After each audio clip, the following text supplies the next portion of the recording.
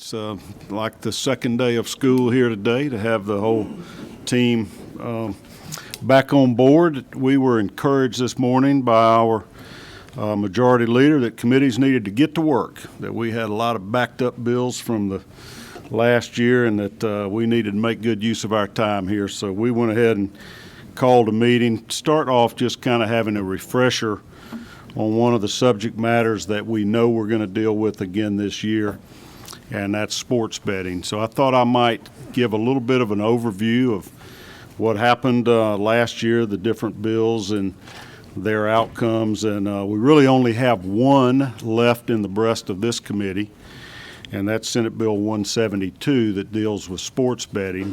It was enabling legislation for sports betting that I introduced, and it was tabled just before crossover day and was not taken off the table or acted on by the Senate, either yay or nay. So it got recommitted to our committee yesterday morning along with all the other bills that had been tabled or that were sitting in Rules Committee. I made some notes just sort of thinking back. This feels like it's been a sort of a long process almost. It's been multiple years we have been dealing with these different gambling issues. This became kind of a hot issue. I think it was 2019 when the United States Supreme Court struck down a federal law that prohibited sports betting. It actually had carved out an exception for states that wanted to opt out of that bill, and as far as I can recall, it was only Nevada and Oregon that opted out, and that's why all the casinos allowed sports betting out in Las Vegas, but that was not permitted anywhere else in the country. That was challenged by the state of New Jersey, went all the way to the U.S. Supreme Court, which decided that was inappropriate to prevent certain states from participating in activity and giving others the exclusive domain there. And so it was thrown back to all the different state legislators to decide whether or not they wanted to legalize sports betting or not. And there's been a movement pretty much nationwide since then as states have considered this issue.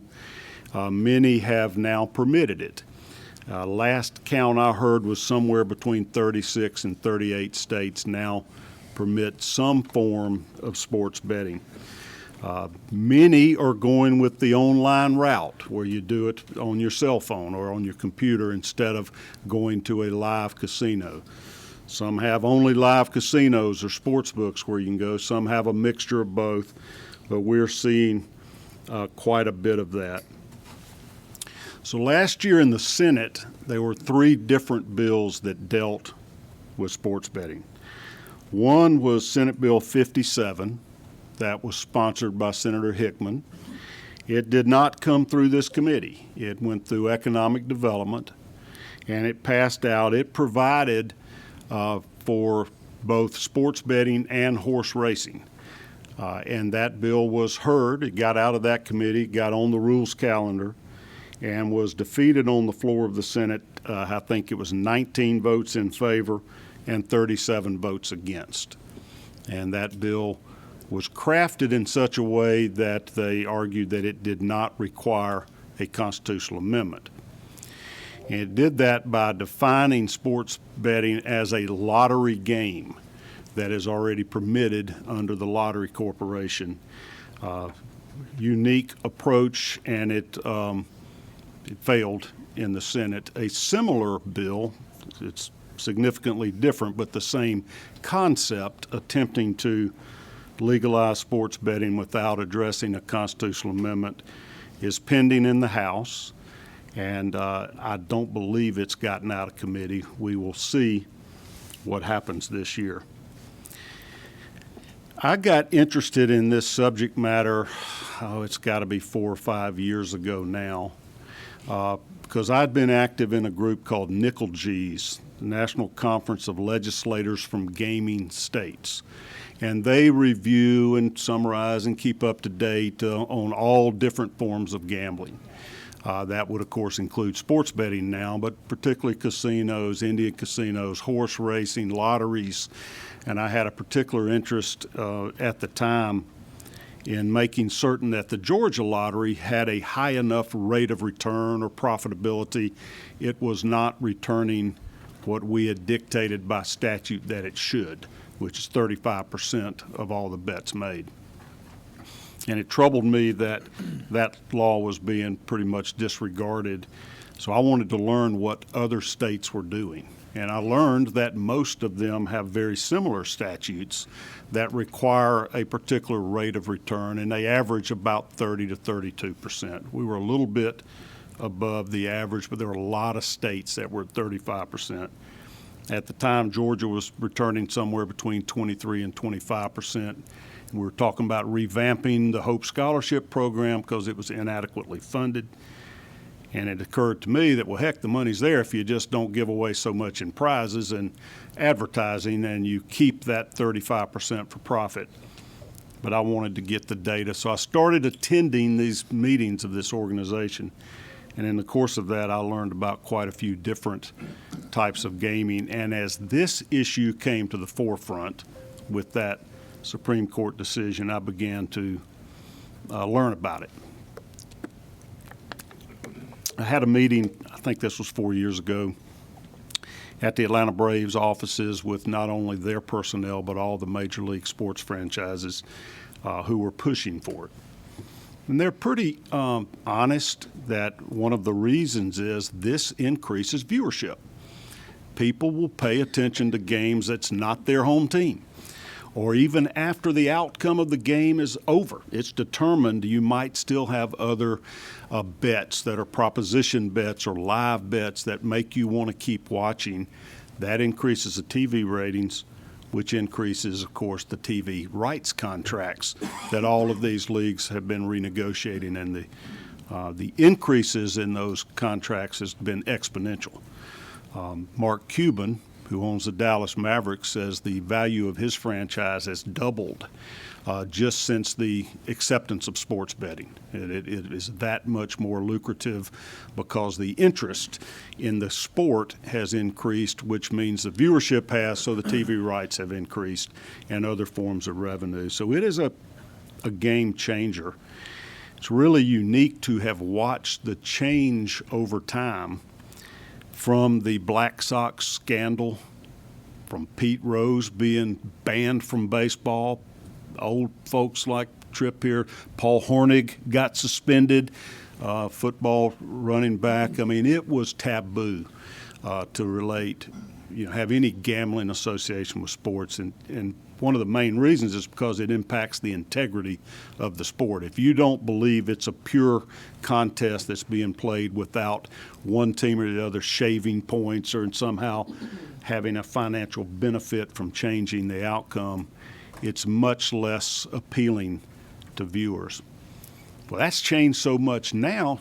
When you watch ESPN, down at the bottom line, it's telling you what the betting line is, what's the spread on the games. They have on College Game Day, used to be the Bear, I don't know the new guy's name, where he picks his games of the week. What's the best bets, what are your super dogs, et cetera. So times have changed quite a bit. Some years ago, when I became chairman of this committee was when I was getting intrigued by this and thinking maybe it was time for us to approve it but to regulate it. And I persuaded our Lieutenant Governor, Burt Jones, to carry the bill because it was coming before this committee. And some of you may remember that, the lobbyist in the room. We heard that bill thoroughly a couple of times, and then I was instructed by leadership not to vote it out of committee. So we never took action on that. Some years later, there have been other versions that have come, and so finally, last year, I introduced Senate Bill 172, which is in our folders here today, gentlemen and ladies, and also a constitutional amendment, SR 140, and that was to give constitutional authority for sports betting. 172 was the enabling legislation.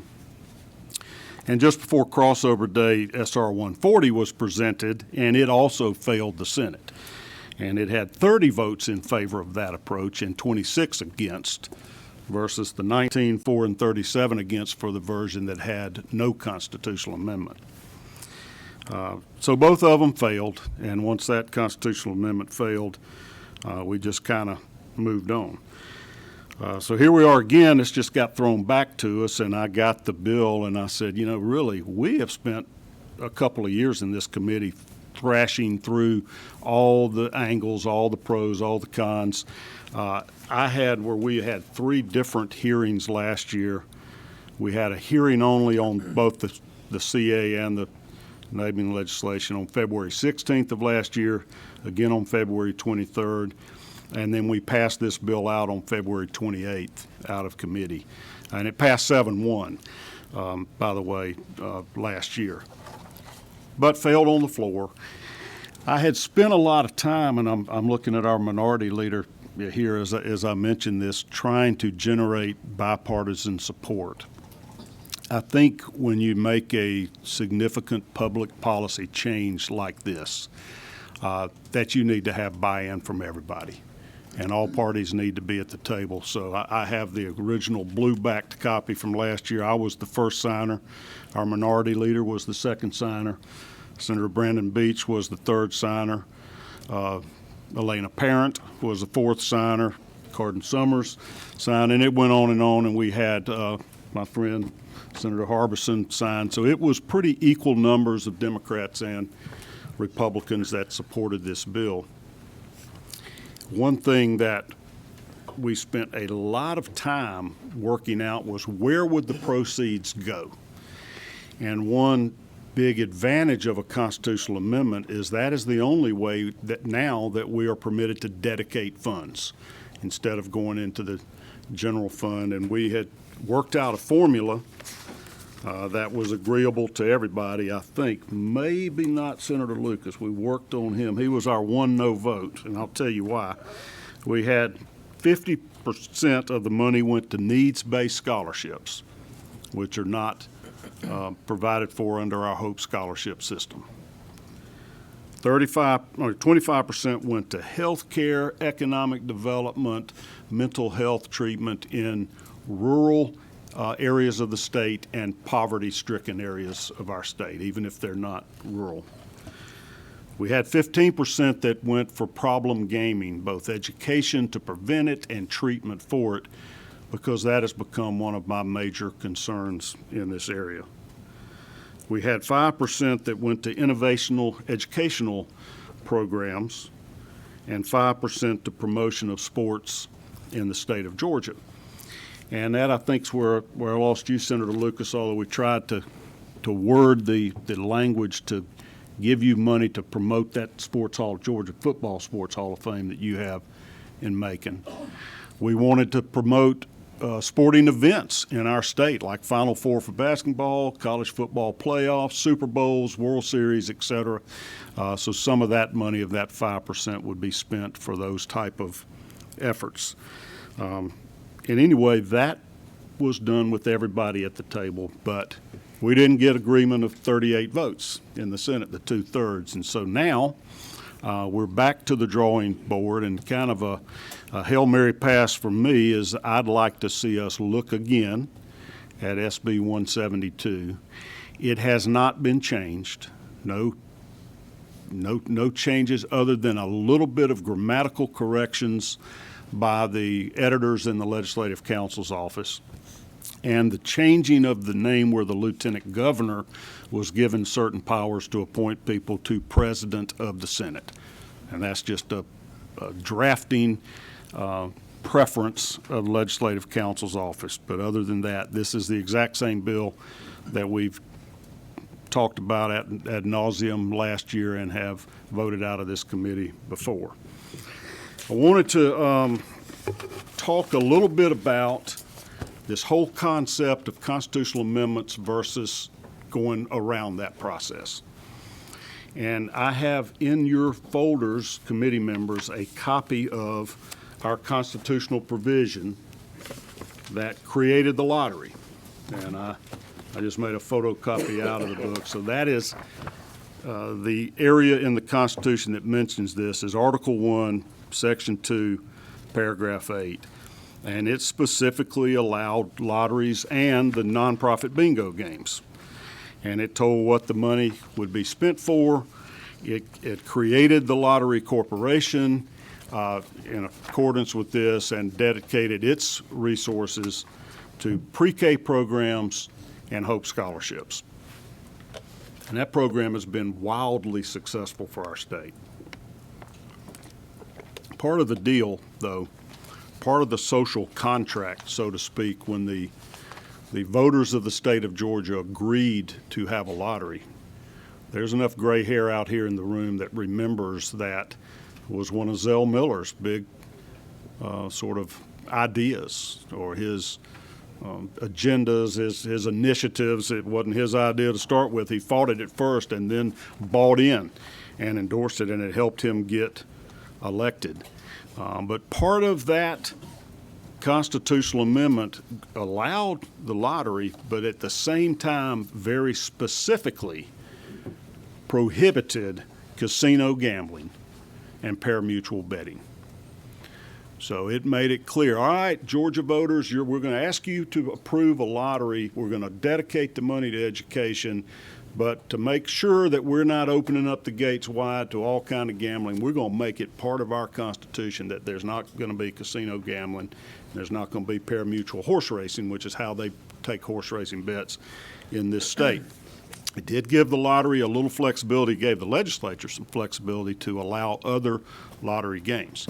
Now, so I would remind you, at that time, there was no sports betting in the state of Georgia or any other state except Nevada and Oregon. It was illegal under federal law, so there's no way that was contemplated when the voters allowed our lottery, in my opinion. There were other states that had lotteries, but the only kind of lottery games that I'm aware they had other than the draw games like Mega Millions, Powerball, now Fantasy 5, were the scratch-off tickets. And that there were no other states that had sports betting as a lottery game. So I don't believe Georgia voters were approving that at the time that they voted on the lottery. Since then, there have been a few people trying to find ways to circumvent that requirement of a constitutional amendment. I don't see anything to fear from a constitutional amendment. I think if you make a policy change like this, it ought to have the buy-in of both parties, and the citizens ought to be on board to do that. So I embrace that opportunity. But we were presented last year with an opinion from Harold Melton, who was previously on the Supreme Court of Georgia, that said you could do this without a constitutional amendment if the legislature defined it as a lottery game. I don't see Josh Belafonte in the room. He may be. He's a back row like us Presbyterians, but he wrote a very insightful letter to Senator Hickman last February that also said it was possible to have sports betting and even horse racing without a constitutional amendment. A little bit different line of reasoning in his analysis. I'm sort of paraphrasing slightly here, maybe greatly, that you didn't even necessarily have to call it a lottery game, since it was not casino gambling and was not pari-mutuel betting, that you could do it without even running it through the lottery. And that was because Senator Hickman's bill did not use pari-mutuel betting, where you pool your money and divide it up by winners. His allowed for fixed odds horse racing bets, as I recall it. That's right. A friend of mine from Athens, John Barrow, Democratic congressman, he'd previously a city councilman in Athens and a Harvard Law graduate scholar, wrote an op-ed in the Atlanta paper that said that's a bunch of bunk. You got to have a constitutional amendment to have sports gambling. I think the majority of you lobbyists in the room probably agree with that. You know, some prefer another way because they don't think they can get 2/3 votes, but I would bet you, I know of the people that have talked to me, the majority of you believe that. Legislative Counsel's office wrote a letter to Chairman Alan Powell back in 2021 that analyzed this same situation and said it could go either way, basically. In fact, in a clever phrase at the end, said it's a toss of a coin. But the safe play is to do a constitutional amendment, because there will definitely be protracted litigation afterwards contesting anybody that tries to go forward without a constitutional amendment. And you're spending a lot of money on these licenses, and that's pretty high risk. From my legal analysis, I agree with the version that this requires a constitutional amendment. I just think it's a real stretch to call sports betting a lottery game when that was certainly not the case at the time we created our constitutional exception to allow lotteries and lottery games. So this, to me, seems to be the way to go. It is, in my opinion, legally required. The other huge advantage of it is it allows you to dedicate funding. If you do it by a constitutional amendment, you can dedicate where the proceeds, the tax proceeds, the revenues are spent. And otherwise, there's only a very narrow exception. Up to 1% of our budget can be dedicated funding. Otherwise, it naturally falls into the general fund. And we may very well discover or decide, agree together that that's the best place for any gambling proceeds to go, is in the general fund, and let us do our job in the budgeting and appropriations process to allocate it where it's most needed. But we will be allowed to dedicate the funding if we can reach an agreement. My proposal last year was not agreed upon by 2/3 of the Senate, so we didn't get there. I do think the political reality gives us another reason to use a constitutional amendment, and that is that there are a lot of particularly conservative Republicans that are very hesitant to support gambling because their constituents aren't all in on this. And it's much easier to say, I will vote to allow the public to have sports betting, although I personally don't participate in that, more of a libertarian take on it, than might go out on a limb and vote for a bill that isn't accompanied by a constitutional amendment, just legislation, enabling legislation without that. I really believe the math will prove as we go through this session, and I think last year's votes did just that show there are a greater amount of senators that will vote for a bill if it's predicated on a constitutional amendment. And I think it's the right thing to do, to let the people decide when you're making a major policy change. I do think times changed. It's obvious that this is very popular around the country, but I've also learned that if we're going to do this, we need to do it right. We are seeing, as states have allowed this, one thing is the revenue is not nearly as great as projected by the proponents of these bills. I think, in my opinion, you're probably going to be closer to the 50 to 75 million range of revenue to the state of Georgia. Not an insignificant amount of money, but when you're getting about $1.2 billion from the lottery, it is a drop in the bucket comparatively. And that's one reason why this money was not dedicated in this enabling legislation to the Hope Scholarships, because they are well funded at this point, and this is not significant enough to move that needle. I don't know how that will change in the future, whether those revenues will grow or not, but it's relatively limited. And when you're at a time with $16 billion in reserves, that is not, to me, appropriate motivation to be pursuing this legislation. If we're going to do it, I do want us to do it right, and I think we need our job as a legislature is to set the regulatory framework, the rules, the guardrails, if you please, the protections for the public, and most importantly, I think we need to deal with the potential for problem gaming. That's the other thing we've learned through these other states' experiments in this area. The revenue is not nearly as significant as dreamed and hoped for, but there is a drastic, significant increase in problem gaming or addictive gambling. And for some reason, that is the younger males are particularly susceptible to that. The 18 to 35-year-old males are the highest incidence of gambling addictions. And that is destructive. All right, I see an under 35 that you got your laptop. Are you placing a bet now? I mean, you know what I'm saying, though, don't you? Okay, there we go.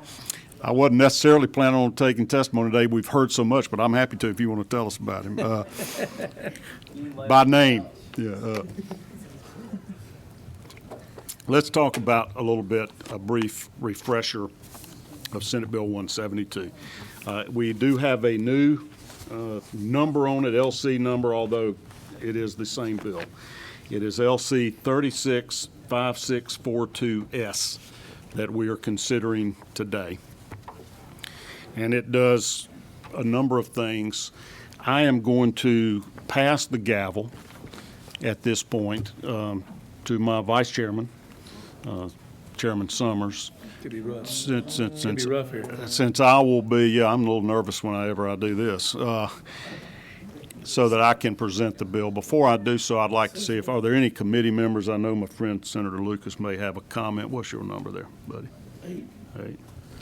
Yes, sir. Mr. Chairman, I thought that we had worked out that part of the proceeds would go to the Sports Hall of Fame. We did. You and I did, and our colleagues did not accept our proposal. Well, our colleagues, but one colleague, Senator Beach, is the one that stood up in the well and opposed it with everything that was in it.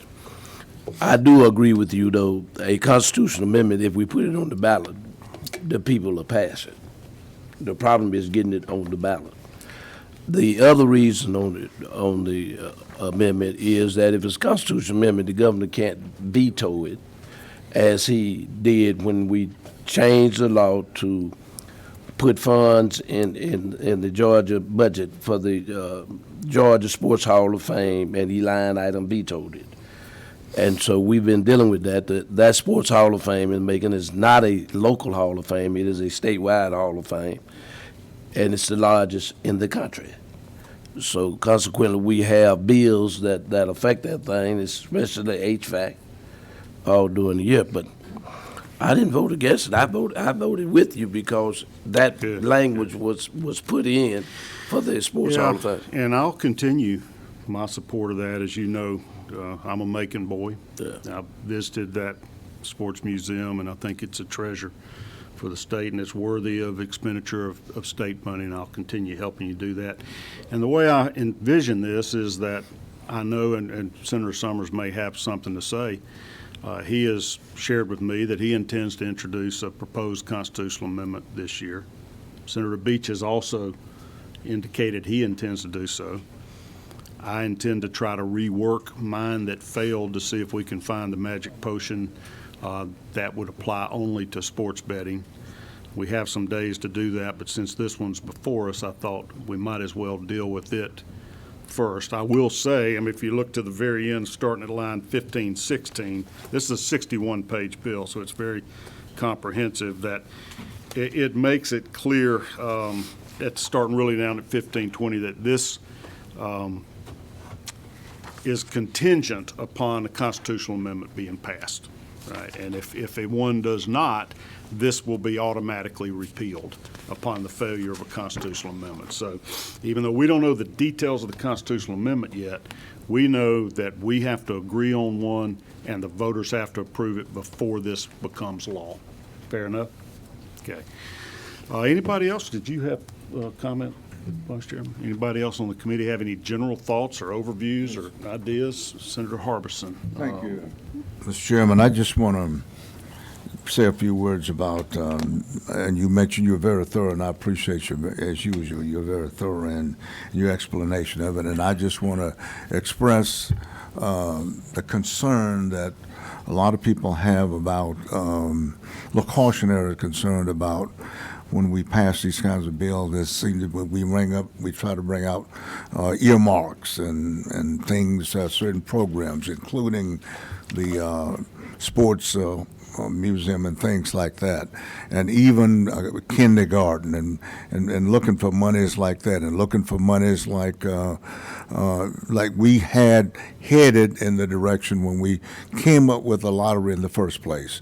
It was a flat-out need-based scholarship program. It was, and it was earmarked, and hopefully we'll come up, when we come up with the constitutional amendment, it will have our concerns in there about pre-K, technology deserts, and I think we can do those kinds of things, as you mentioned in the constitutional amendment. I just want to let you know that we have those kinds of concerns in there, and I know, I think you've been very, very thorough, but in that little area, I think we've just sort of, we want to do the casual thing as opposed to putting it into law. And I understand we can't do it unless it has that constitutional amendment. But I just want to sound the alarm about the fact that we're feeling the need to have something done earmarked towards those projects that we mentioned in the past over and over again. Sports, the pre-kindergarten programs, and some other programs that we've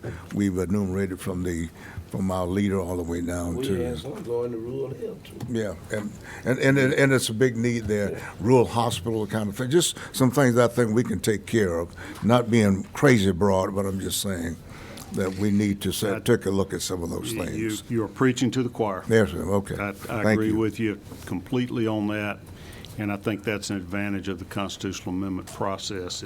That's really the only way we can sort of lock in those earmarks, as you've called them, or dedicated funding, what I call it. Okay. And those are the areas For the that good of I people in the think state. are calling out for help. Okay.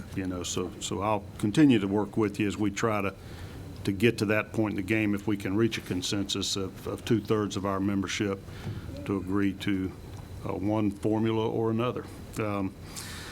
So what this does is a few things. I'm going to actually change chairs with you, Chairman Summers, so that you can preside, and I'll just sort of lay out the bill.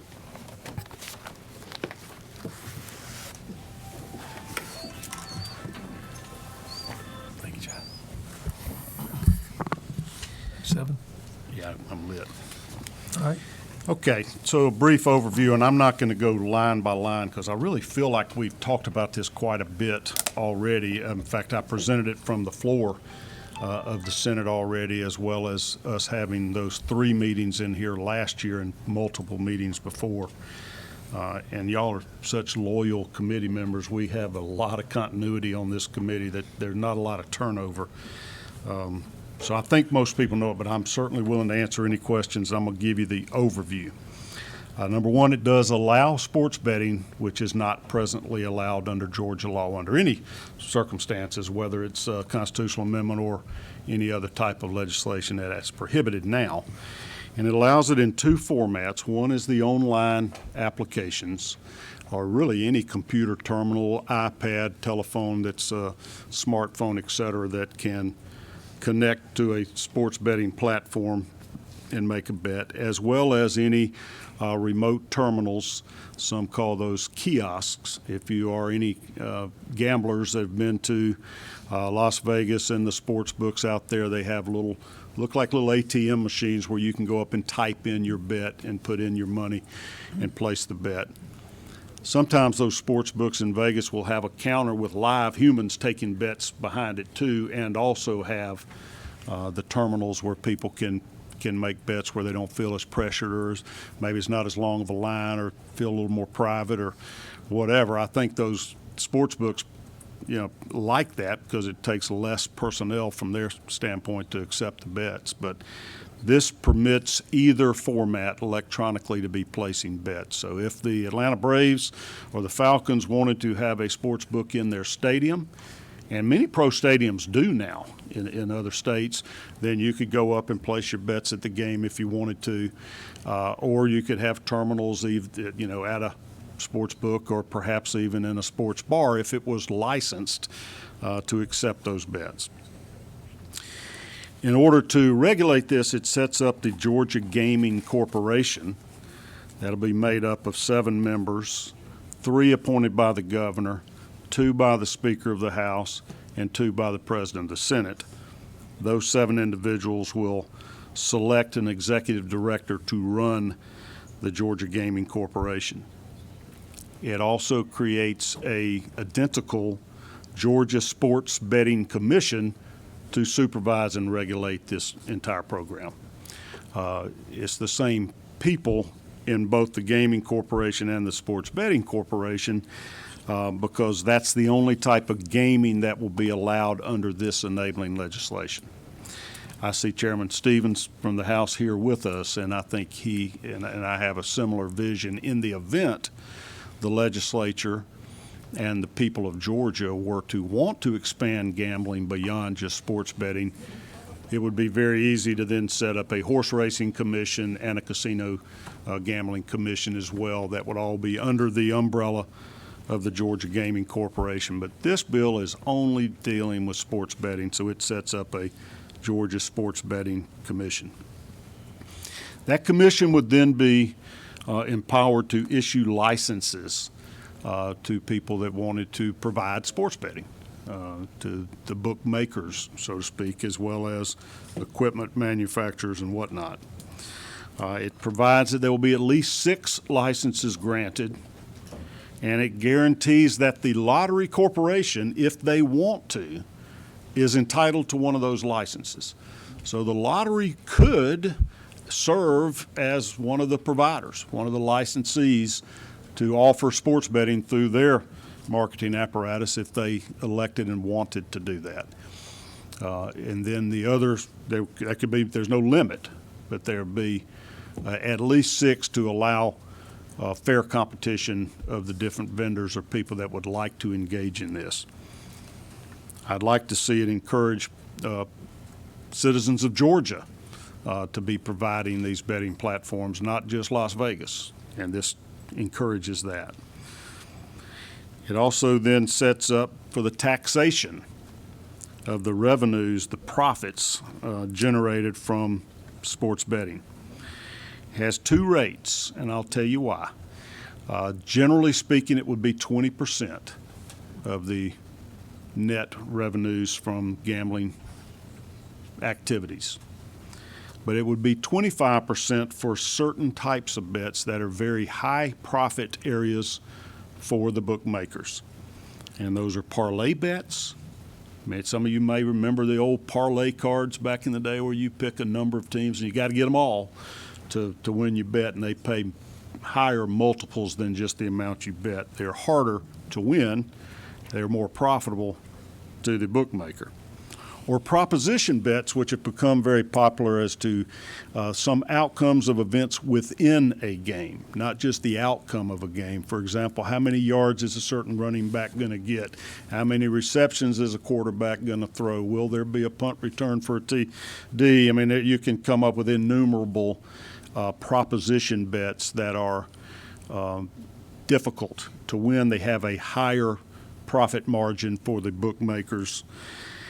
And the most recent sort of development in betting is what's known as live betting, where there are new bets that are created during the course of the game. Whether a team's going to make a first down, this set of downs. The point spread changes as the game goes. You may be betting on a baseball game and you're getting 1.5 runs for your team and they're already losing by 4 runs. Well, why not just turn off the TV and go home? Well, you could start a new bet that what's going to happen for the duration of the game. And you can come up with a million permutations of that, but those type of live bets that keep bettors engaged in the game, betting as they're watching the game, are high profit for the bookmakers. And so those type of bets, parlays, propositions, and live bets, will be taxed at 25%. There are also quite a few provisions in this bill for the protection of bettors. And that's what we ought to be doing as regulators, is making certain that citizens don't get fleeced in this whole operation. I always laugh when they call those slot machines one-armed bandits back in the day. Now they don't even have a thing to pull, but it's because they're robbing you of your money. They're the bandit. You're the victim. Voluntary many times, but anyways, in this case, we want to make sure if you go place a bet and it's somebody that's been licensed under our Sports Betting Commission, they're going to pay that bet off.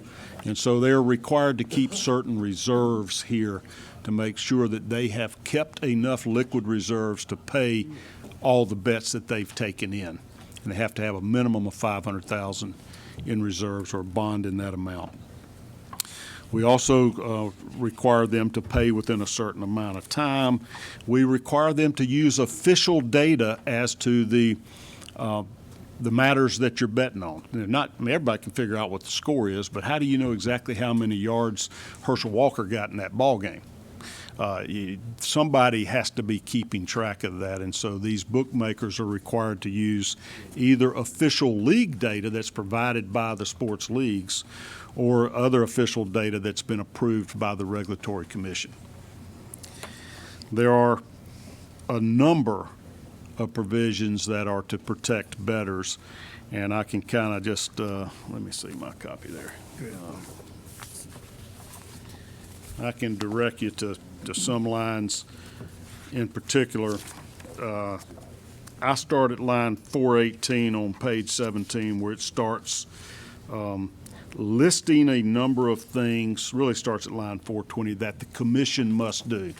I'm going to just read a few of these because this Nickel G's organization I talked about came up with some rules or procedures or principles, I think they called, of responsible gaming, responsible sports betting, that were approved by this nationwide organization and encouraged for each state to incorporate. And I've incorporated all of them here. I was told by folks last year, some of you may remember, that came, they actually spoke against the bill. They came to say how terrible gambling was, but how this bill, of all the ones they had seen, had the most protections against problem gaming and addictive gambling. So it requires the commission to establish and administer programs to assist compulsive or problem gamers, including educational information to teach people about making smart bets, so to speak, and what their odds are, the likelihood of winning bets or losing, so they'll basically know, are they making a sucker bet or not? If they are, at least let them do it knowingly. Don't take advantage of them. To have programs to educate folks of warning signs of problem or compulsive gambling, and to do things to prevent or treat the problem or compulsive gambling. To develop and fund responsible gaming education campaigns, coupled with prevention and educational efforts within communities that raise the awareness of the potential signs or risk factors of problem or compulsive gambling. To encourage the use of harm minimizing measures by bettors, such as excluding yourself from gambling. If you know you have a problem, you can ask them, the platform, don't take any more bets from me, or limit the amount of bets that I can take. We also ask for rules and regulations for bettors to cool off, self-limit, or self-exclude themselves from gaming activities. And we want statewide advertising guidelines to ensure that the marketing of sports betting is not targeted at minors. As I mentioned earlier, young people, particularly males, are very susceptible to compulsive gambling. And we don't want any marketing that has a special appeal to problem or compulsive gamblers. We also, like most states have, you'll see the dial 1-800 whatever, I got a gambling problem number, to make those type of helplines available and highly visible. And finally, to promulgate rules or regulations to limit the amount of bets a bettor can place if they have exhibited signs of problem or compulsive gambling. It is incredible what we can do with the technology these days, with the data that's accumulated, what's gathered on you. But if you are placing bets and they are now being tracked, it's easy for the bet makers, the bookmakers that are taking your bets, to know who's betting more than they can afford to or more frequently, who's chasing their losses, who's making a bunch of dumb bets and losing more money than they need to be, and shoot them a warning sign to tell them you're exhibiting signs of problems. We're going to have to cut you off for a while, or whatever. There is.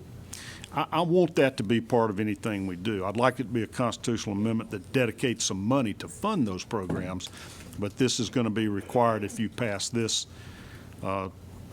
enabling legislation, whatever the terms of a final constitutional amendment might be. If I could figure a way to put that in here and require those things to be funded, I would. And if anybody else has ideas, I'm receptive to any kind of amendments that might do that.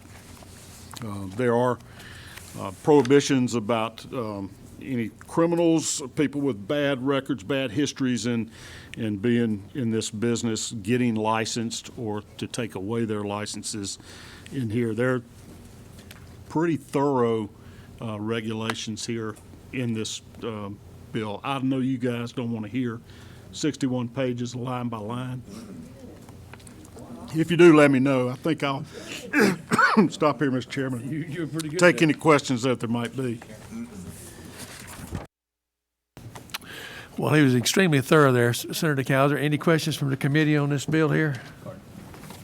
What number are you on? 4? Thank you, Mr. Chairman. Chairman Cowser, you are probably the most thorough and well-researched presenter we have in the entire General Assembly, so thank you for your hard work. As I refamiliarize myself with this bill, because it's been some time since we did it, if you could just help me, do we have anywhere where we're actually defining net revenue as well as adjusted gross income? And those might be standard accounting terms. I just want to make sure that they're not being used to game the system. We do. Let me flip my pages and I'll be able to point you to it. All right. I can tell you what we basically do in figuring out your taxes. I saw it Is we somewhere. take the amount of revenue received as bets, subtract from that federal taxes, and the remainder is what's taxed. We are taxing gross revenue, not net. So if your question goes back to, are they able to subtract out marketing costs and freebies and giveaways and comps to heavy gamblers? No, it is not. I can find that for you if you give me one more second. It's under the No, tax that's fine. And I guess to even simplify it further, would almost like to see it as whatever the cost of the bet is, period. To eliminate any confusion, I think it's a lot easier math for people to digest. If the bet's going to be $10, the state's going to take X percent of it, and that's clean and easy, and it's up to an individual business to figure out their math behind the scenes, what makes their business run. Again, just in an effort to simplify, and I think that might be better. Of course, AGI is defined a little bit differently from standard accounting terms, and I see that there's the difference between the two, and I understand your logic. However, I think, again, in the case of simplifying it, I think from the state's perspective, it might be easier for people to understand. All right. Can you help me on that? Cheryl Marie, do you have the site to the place?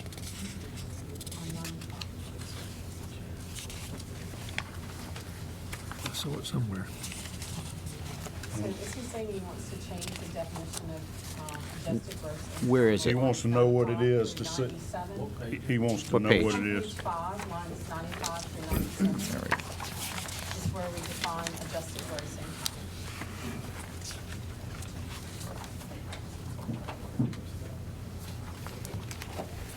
Starting on 95, right? Yep. Page 5. Adjusted gross income means total of all monies actually paid to a licensee as bets, minus federal excise taxes and minus the total amount actually paid out to winning bettors over a specified period of time. And that's what the tax is applied to, that adjusted gross income, not, I mean, that's our definition of it, not the, I know what you're referencing in accounting terms, how that Right. can be, net can be a lot lower for sure. So I'll continue on another question if I can, Mr. Chairman. Chairman Cowser, as far as the percentages are concerned, how does that relate? I remember us looking, I think it was either day 39 or day 40 when we had this on the floor. We had a spreadsheet we were sharing around that had what other states had for percentages. Do you know at this time, because I'm sure some have come online since we looked at this last, of where that would rank us? Above the median. Okay. And there are states significantly less that are 13%. There are some that are higher. My thinking in setting this tax rate was, what do we get from the lottery? And the lottery is now generating a profit of somewhere between 25 and 27%. So they have edged up over the years closer to the 35% we mandate. But I didn't want this type of revenue to cannibalize lottery sales profits. If people that elected to put their betting money on sports bet instead of lottery tickets, is the state going to make as much or less money? And so I was trying to get it at least as close as I could to the average that we receive essentially in tax money from the lottery. It's close. It could be higher, but like I said earlier, this is not as profitable as you might think for the bookmakers. If they were betting just straight bets, win or lose, point spread's 7. You bet for Michigan, I bet for Washington or whatever. One of us wins and wins the amount we betted. Say we both bet $100. You bet 100, you win your 100. It cost me 110. So I had to bet 110, and so that 10 is their profit. But they only made it off of me, not off of you, so they're really only profiting 5%. So I mean, you can do your math on that. If they're taking in, $1 million in bets, they're making $50,000, and then we're taxing that at this 20 or 25% rate. Thank you. And one final question, if I could. Oh, yeah. This may be actually to your constitutional amendment. For the dedicated funds, certainly, I think you've been so thoughtful in putting together the dedicated dollars to those who might be directly impacted, who have a gambling problem, who we need to make sure we don't cause more harm to society, even though in principle I don't have a problem with it. I think the other part that I do have a concern with is we're constantly trying to pick different folks to buy their support and their vote for any particular change. I personally would like you to maybe consider, as you're going through this all going back to the Hope Scholarship, just like we have everything today, which funds the very successful Hope in our pre-K programs, and I think that success has been there in a time that we are having a bit of a child care crisis, if you will. We need more funding there than ever. So just something I would ask for your consideration as we move forward, just to help simplify that as well. Well, I can answer that by telling you this. Unless there is a constitutional amendment that specifically dedicates funding, any tax proceeds from this enabling legislation will go to the general fund. And it's up to you and your colleagues on Appropriations Committee how to appropriate that money, which would include, if you wanted to, Hope Scholarships. You're not required to. If the Lottery Corporation exercises its right to have one of these licenses, their proceeds will have to go to lottery and pre-K, to Hope and pre-K. But you raise a great point that other states envy us for our Hope Scholarship program, where we have affordable, accessible college education for everybody. Some of us over here believe we can make it better by having a needs-based component as well for those that, still make good enough grades to get in college, but maybe not quite enough to qualify for the Hope. So, but it's up to the legislature, and I have in each of the proposals I've dealt with over the years, there have been different negotiations to try to get a coalition of 38 votes, and I'm flexible. Anybody else have questions for the author? Yeah, I got it. What number? What are you? 8. Number 8. Senator, would you still do the dedication to the Sports Hall of Fame? You bet. All right. You got my vote. What number you, Frank? What number you? Say it again. Thank you, Mr. Chairman. I was curious for the author. I know we see a lot of different legislation. You always have usually some group that's pushing legislation and the kind of things here. And I was curious, who's pushing this particular style or format on the way that you've got this set up? Because for me, other than Senator Lucas said, but I'm just looking at it from a standpoint of, we've had people pushing the horse racing and everything else, and this is kind of a unique blend. Can you expound on that a little bit for me? I'm glad to. This might be a unique product. I essentially hand-wrote this bill, not virtually. I'm good at plagiarizing. I reviewed sports betting legislation of every state that had it, at least 2 years ago. And I picked and chose the parts that I thought made the most sense. Spent quite a lot of time with Sean Marie there in the Legislative Counsel's office walking through my concept of what I thought worked. I heard many, many pitches from lots of different lobbyists representing lots of different gambling interests. And some of them persuaded me on parts of their ideas, and some of them I flatly rejected. I probably got 2/3 of the room mad at me that's out here lobbying for that because they didn't get their way on certain things. And I probably got, another 2/3 of them that are pretty happy with the outcome of this and think it maybe is a good blend. But it's not model legislation from anywhere. And it is not something that was handed to me from one gambling interest or another that I edited off of. It's from a amalgamation of many, many bills from different states around the country, as well as different versions of gambling legislation that has been introduced in Georgia over the last 5 years.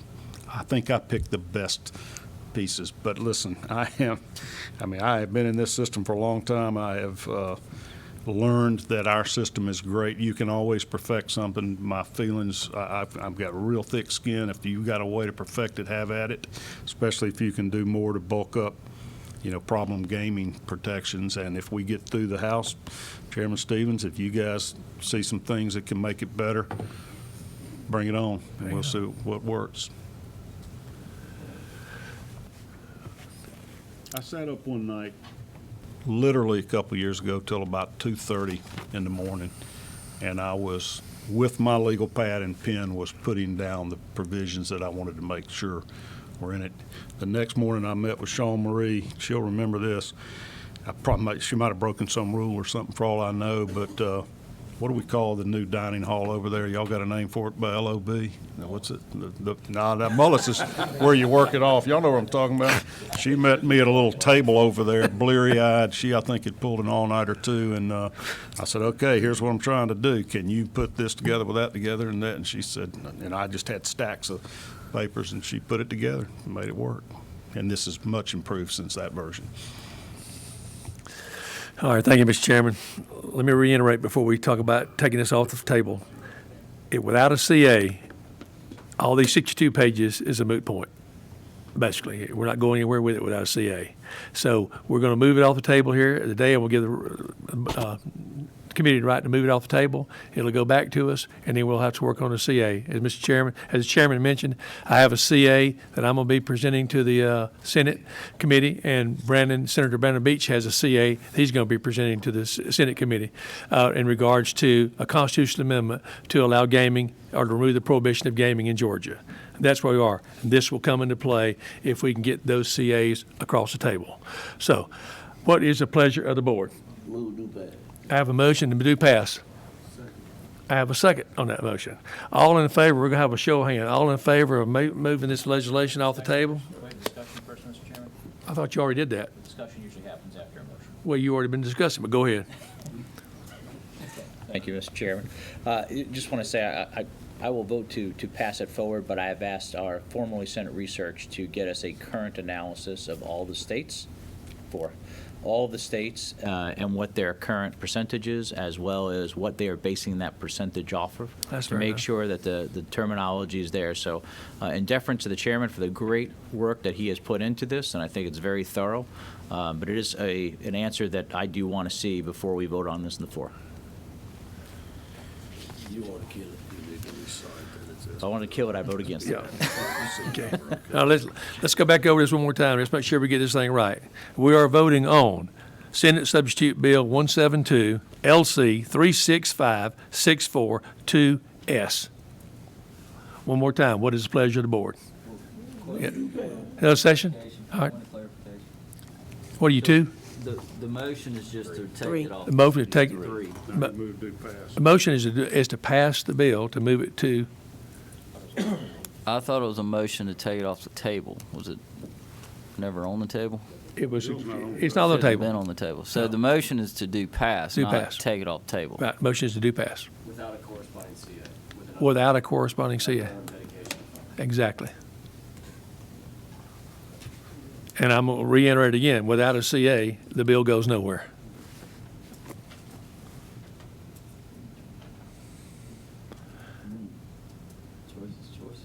Choice is choice. Any more discussion on this bill? Be glad to move the table. You want to move to table this bill? Well, you don't have a CA, and for me, that's kind of like throwing darts in the dark.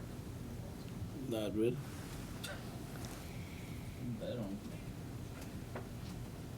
I didn't make the motion, but I said I would be glad to. Go ahead. That comment, I have made the exact opposite argument many times, that I didn't want to, I thought the enabling should be voted on first, so that the voters would know what it is they're voting on when they pass a CA, and the same thing would be with us. But they are most definitely interrelated, and that's why this does not become effective unless the CA passes. Mr. Chairman. Yeah. I agree they're interrelated, which is why I think they should be looked at together. This is only my sixth session, but I've never seen a CA presented or voted on without enabling legislation on this topic or another. And I mean, there's a deal made here for funding for something, and I think without that bill being before us, I think it'd be worthwhile for the committee to consider both of those together. When we did the lottery, we did enabling legislation before we did the constitutional amendment on the Georgia lottery. Senator Lucas, I was not here. I refer that to Senator Cowser.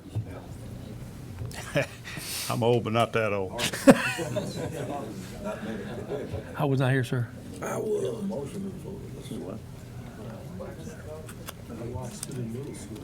We don't want to lose it. We don't want to lose it. Hang on, we don't want to lose it.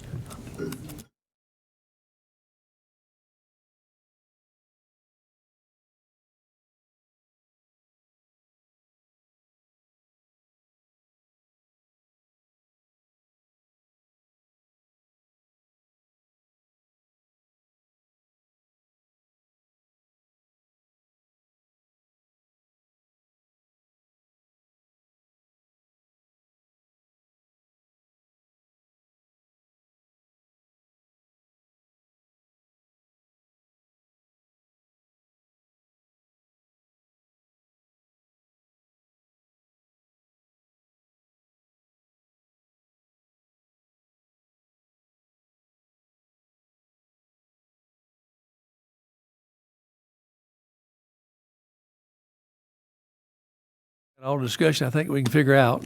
I'm going to call the question one more time. This is a motion to do pass. What is the pleasure of the board? Move to pass, Mr. Committee, you're right, Madam Leader, Ms. Leader. Move to do pass by Senator Lucas. Do I have a second? Not I'll second it, nobody else. Brett. Okay, so we have a motion and a second. All those in favor of passing this bill, raise your right hand. Well, 1, 2, 3, 4, 5, 6, 7, 8. 8. Motion has passed.